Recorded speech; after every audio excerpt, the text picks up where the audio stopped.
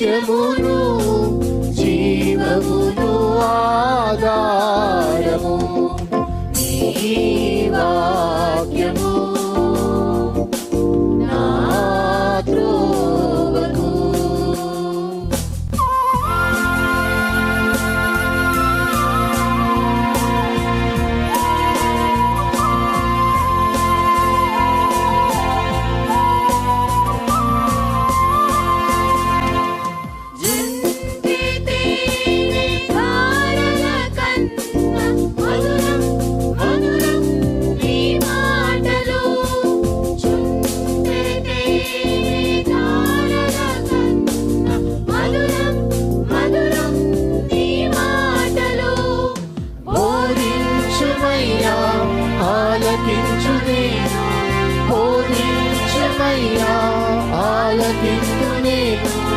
అనుసరింతునయ్యా ఆత్మశక్తితో, అనుసరింతునయ్యా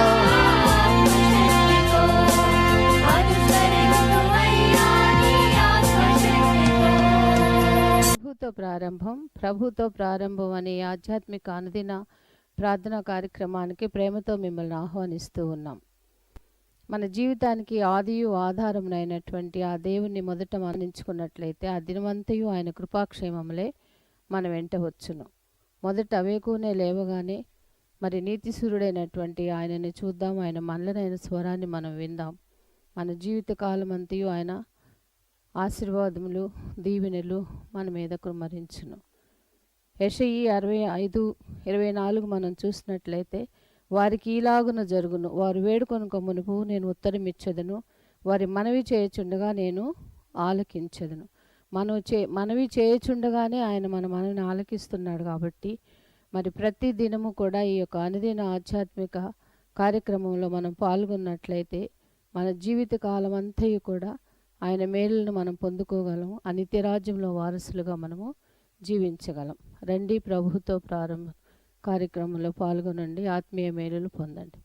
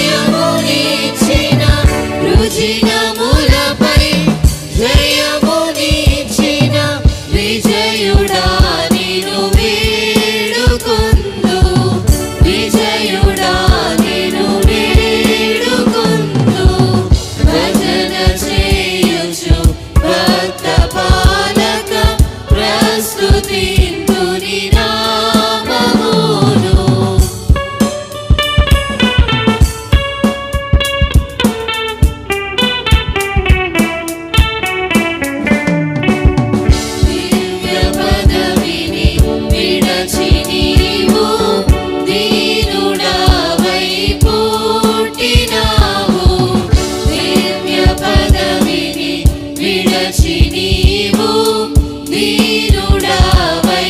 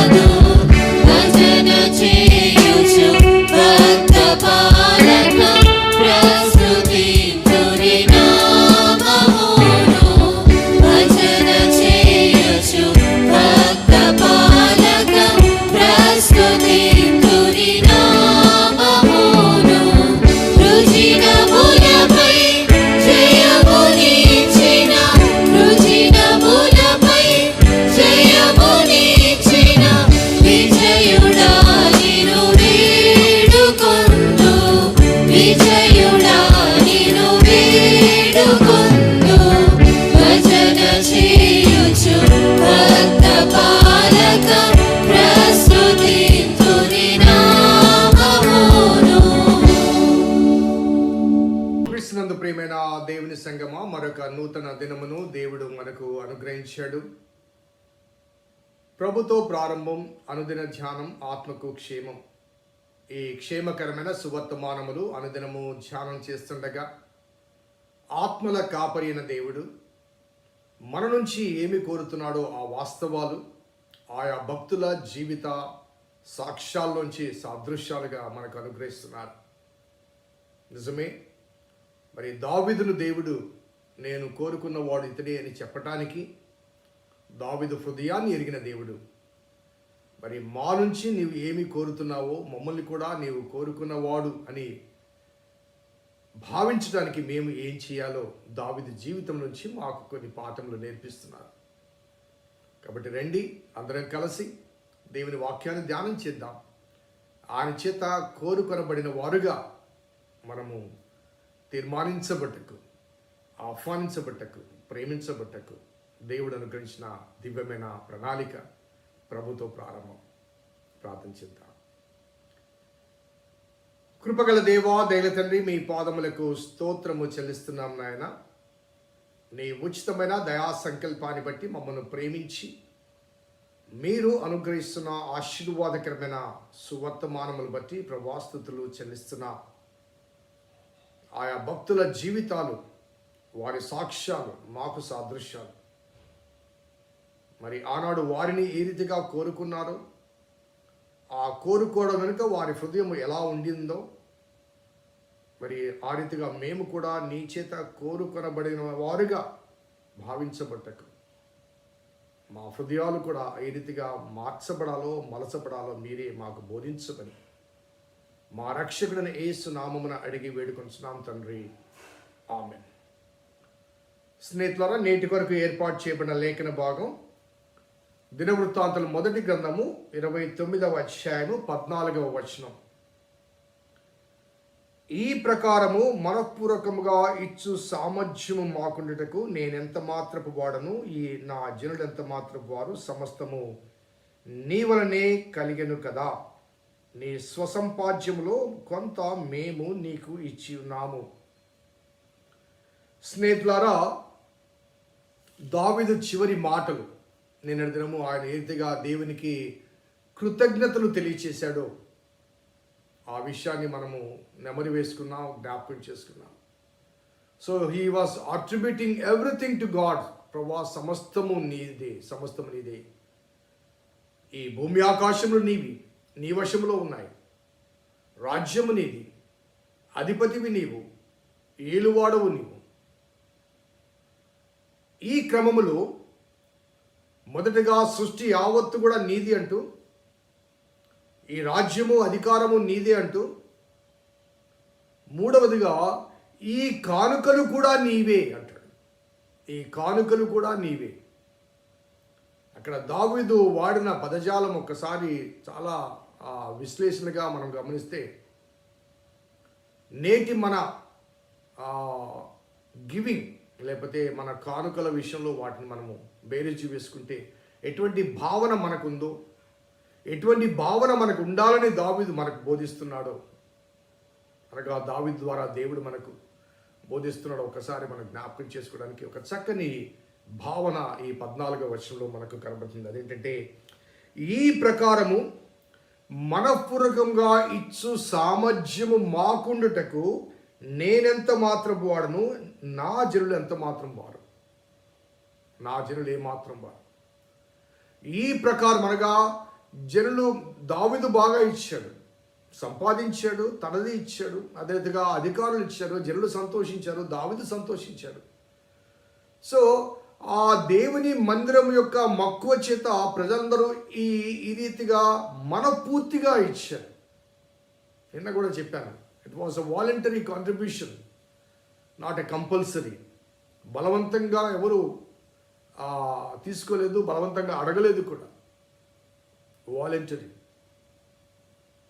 so దేవుని కార్యక్రమం కొరకు కొంతమంది ఇవ్వగలిగి ఇవ్వలేకపోవచ్చు, కొంతమంది ఇవ్వలేకపోయినప్పటికీ కూడా ఇవ్వగలిగే రీతిగా వారు ప్రయత్నం చేసి ప్రయాసపడి తమ లేమిలో కూడా ఇచ్చి ఉండవచ్చు.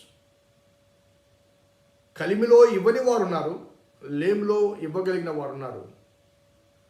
వాటికి గల కారణం ఏంటంటే ఇక్కడ రాయబడ్డ మాట, మనఃపూర్వకముగా వారి మనస్సులో కలిగిన ఆ ప్రేరణకు వారు విధేయులై ఇవ్వగలిగారు. వారి మనస్సులో కలిగిన ప్రేరణకు వారు విధేయులై ఇవ్వగలిగారు. దేవుని కార్యక్రమానికి, దేవుని ప్రజల మనసులో దేవుడు ప్రేరణ కలిగిస్తాడు. సో అది దేవుని పని కాబట్టి, అది దేవుని సంకల్పం కాబట్టి, దేవుని నిర్ణయం కాబట్టి, సో ఆ ప్రేరణకు మనస్సు అంగీకరించాలి, మనస్సు విధేయత వ్యక్తపరచాలి. అందుకే బలవంతంగా కాకయు సరుగు కొనకయు అంటాడు, పిసిరితనంగా కాకయు అంటాడు పౌలు భక్తుడు.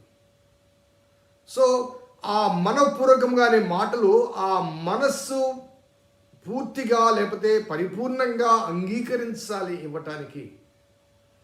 పార్షియల్గా కాదు, లేకపోతే మొక్కుబడిగా కాదు, లేకపోతే బలవంతంగా కాదు, లేకపోతే ఎవరైనా అనుకుంటారని.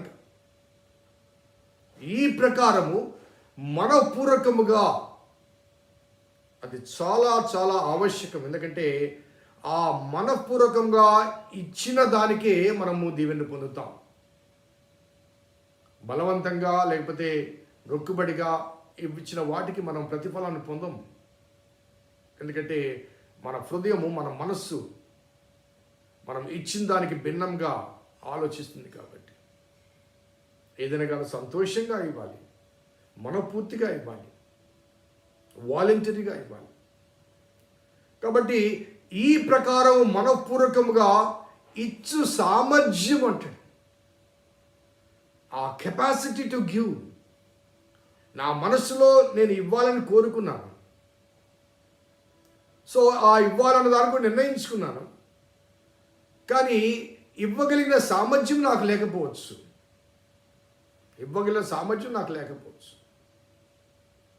కాబట్టి మరి నేను కూడా ఇవ్వాలి అన్న ఆ తపన కలిగి దాని కొరకైన ప్రయత్నం కానీ, ప్రార్థన కానీ, ప్రయాస కానీ మనలో ఉన్నప్పుడు దేవుడు ఆ సంకల్పాన్ని నెరవేర్చి ఆ ఇవ్వగలిగిన సామర్థ్యత అనుగ్రహిస్తాడు.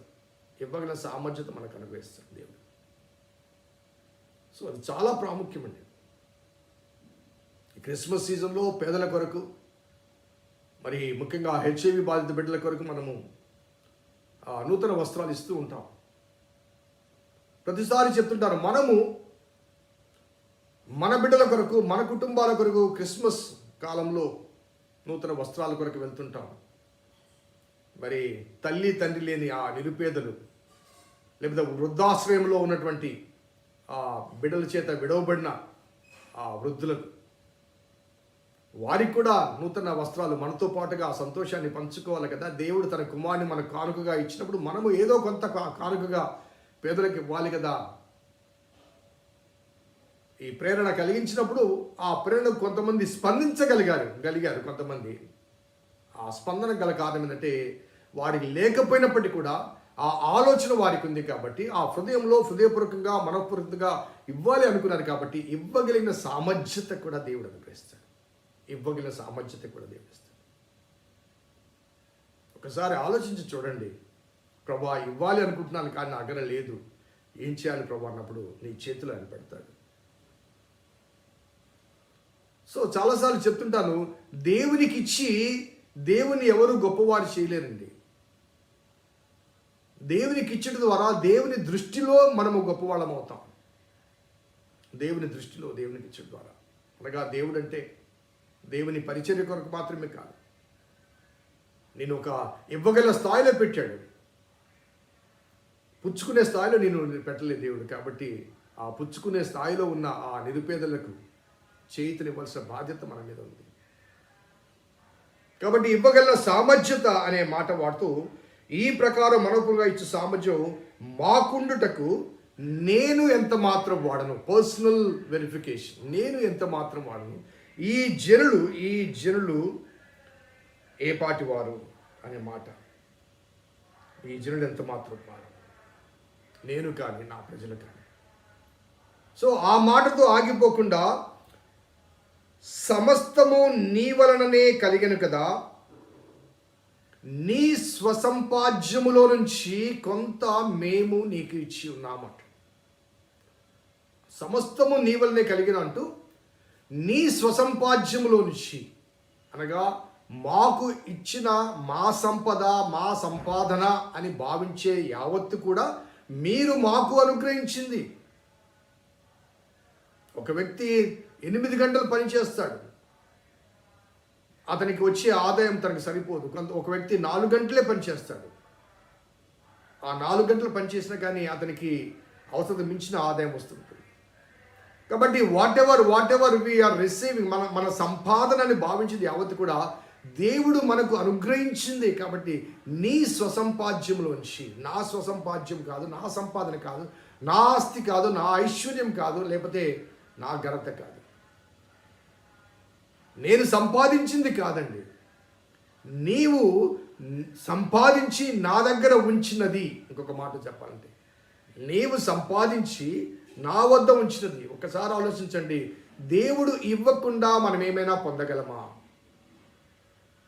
ఈ సృష్టి యావత్తులో కూడా. ఈ మధ్య ఒక అనాలిసిస్ చూశాను. సో చాలామందికి ఈ కోవిడ్ కాలంలో ఆక్సిజన్ పెట్టాల్సి వచ్చింది. ఆ పెట్టినప్పుడు గంటకు ఇంత అని, గంటకు ఇంత అని చెప్పి లెక్క వేశారు. కొన్ని హాస్పిటల్స్లో ఒక దినానికి లేకపోతే 10 రోజుల కిందని కొన్ని లక్షలు కలెక్ట్ చేశారు. సో మనము ఏమిచ్చి మనం పుట్టినప్పటి నుంచి చచ్చిపోయేంత వరకు దేవుడు ఆక్సిజన్ ఇచ్చాడు చెప్పండి. ఎప్పుడన్నా దానికి వెల చెల్లించామా? నీరు కొంటున్నాం మనం, ఆ నీరు మనకు ఉచితంగా అనుగ్రహించబడింది కదా. ఉష్ణోగ్రత, శీతోగ్ర స్థితి, ఈ వాతావరణం, మనమన్నీ ఏసీలు పెట్టుకుని, ఆ సిస్టమ్స్ పెట్టుకుని, ఈ సిస్టమ్స్ పెట్టుకొని మనం వెల చెల్లించి కంఫర్ట్స్ పెట్టుకుంటున్నాం. కానీ ఏమీ చెల్లించకుండా దేవుడు మనకు అన్ని అనుగ్రహించాడండి. ఒకసారి ఆలోచించండి. నువ్వు పీల్చే గాలి ఆయన ఇచ్చిన ఉచితం. కాబట్టి నీ స్వసంపాద్యంలోంచి, అనగా నీవు నాకు ఆయుష్నిచ్చావు ప్రభువా, నీవు నాకు ఆరోగ్యం ఇచ్చావు ప్రభువా, నీవు నాకు ఆర్థిక స్థితిగతులు ఇచ్చావు ప్రభువా. కాబట్టి నీవిచ్చిన ఈ జీతం ఇందులోంచి నీకు కొంత ఇస్తున్నాను. అంతా ఇవ్వడం లేదు. మళ్ళా దశంభాగం గురించి నేను చాలాసార్లు చెప్తాను.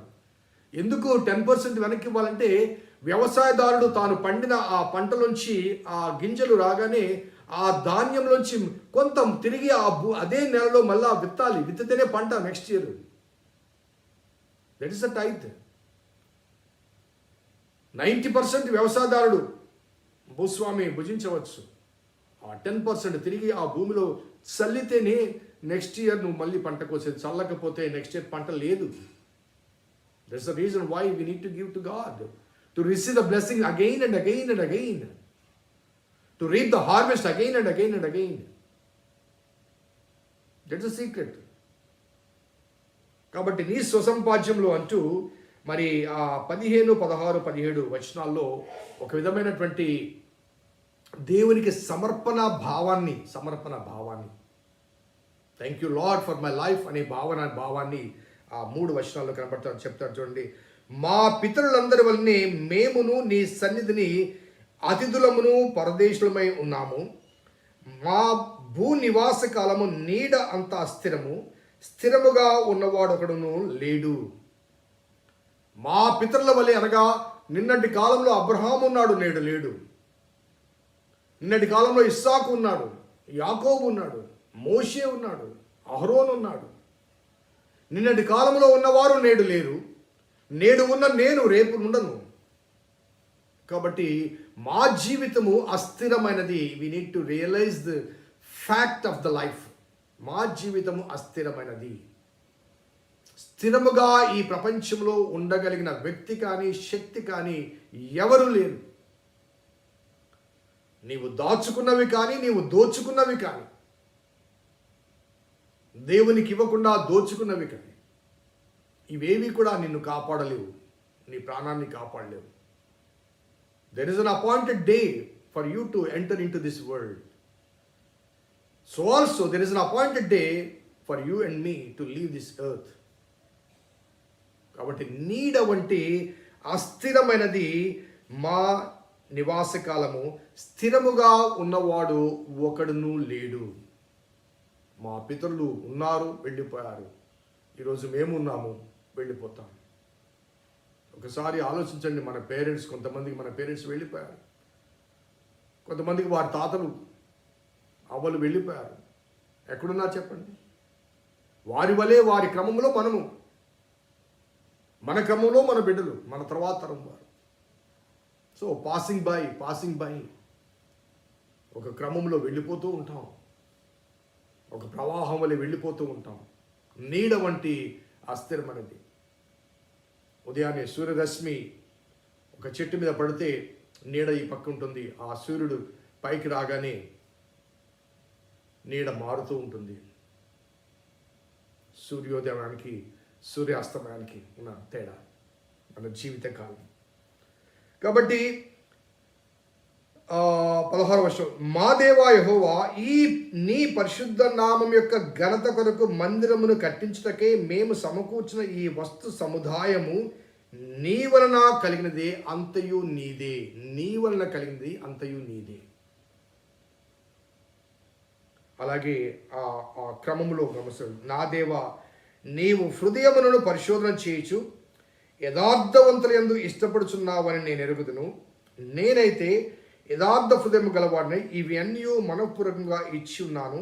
ఇప్పుడు ఇక్కడ నుండి నీ జనులు నీకు మనఃపూర్వకంగా ఇచ్చుట చూచి సంతోషించుచున్నాను. నేను మనఃపూర్వకంగా ఇచ్చాను, నీవు హృదయాలు పరిశోధించువాడవు, యథార్థ హృదయం గలవాడనై నేను ఇవన్నీ ఇచ్చాను. నీవు యథార్థవంతుల ఎడల ఇష్టము కలిగిన వాడు. The sincerity towards God, because He is the source of our being. మన ఉనికికి కారణమైన ఆ దేవుని పట్ల యథార్థత కలిగి ఉండాలి, నమ్మకము కలిగి ఉండాలి. మనఃపూర్వకముగా ఆయన పట్ల, ఆయన ప్రణాళిక పట్ల, ఆయన చిత్తం పట్ల విధేయత వ్యక్తపరచాలి. సో ఆయన లేకుండా మనం లేము, ఆయన ఇవ్వకుండా మనమేమీ పొందలేము. ఆయన కలుగునుగాక అని అనకుండా మనము కలగబడలేదు. ఆయన చేతి పని మనము, ఆయన చేతి నిర్మాణం మనము. ఆయన నిర్ణయించిన గడిలో తల్లి గర్భము ద్వారా ఈ లోకంలో ప్రవేశించాం. ఆయన నిర్ణయించిన గడిలోనే ఈ లోకం నుంచి మనం ప్రవేశిస్తాం, వెడలిపోతాం. కానీ వెడలక ముందు ఇచ్చిన కాలాన్ని సద్వినియోగపరుచుకుంటూ యథార్థత, మనఃపూర్వకమైన కృతజ్ఞత కలిగిన వారముగా జీవించినప్పుడు ఇహమందు పరమందు కూడా మనము దేవుని సంతోషపెట్టు వారముగా ఉంటాం. ఆయన సంతోషపరిచినప్పుడు ఆయన రాజ్యంలో మనకు స్థానములు స్థిరముగా ఉంటాయి. ప్రార్థించిద్దాం. కృపగల దేవా, దయగల తండ్రి, మీ పాదములకు స్తోత్రము చెల్లిస్తున్నాం నాయన. నీ ఉచితమైన దయా సంకల్పాన్ని బట్టి మమ్మల్ని ప్రేమించి అనుగ్రహిస్తున్న ప్రోత్సాహకాలు బట్టి స్తుతులు చెల్లిస్తూ, నీ లేఖనాల్లోంచి మాకు అనుదినము అనుగ్రహిస్తున్న పాఠములు ప్రభా, మాకు గుణపాఠములు మేము నేర్చుకోవాలి ప్రభా, మేము నేర్చుకోవాలి. మాది అనే భావన తొలగిపోవాలి. మాకు అనుగ్రహించబడిన ఆశీర్వాదాలు అది దేవునివి అన్న వాస్తవాన్ని గమనించాలి.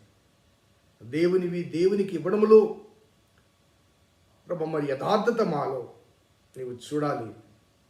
ఆ ఇవ్వడం కూడా మనఃపూర్తిగా ఉండాలి. దావీదు జీవిత సాక్ష్యంలోంచి మాకు నేర్పిస్తున్న ఈ పాఠములు బట్టి స్తుతులు చెల్లిస్తూ వాటిని వ్యక్తిగతంగా అన్వయించుకుని అనుసరించుటకు మీ కృప దయచేయమని మా రక్షకుడైన యేసు నామమున అడిగి వేడుకొంచున్నాం తండ్రి. ఆమేన్. తండ్రి, కుమార, పరిశుద్ధాత్మ త్రియేక దేవుని దీవెన ఈ వాక్యం వింట బిడ్డలకు, వాక్యాభిలాషులకు సదా తోడేయును గాక. ఆమేన్. God bless you. దేవుడి ముందు దీవించును గాక.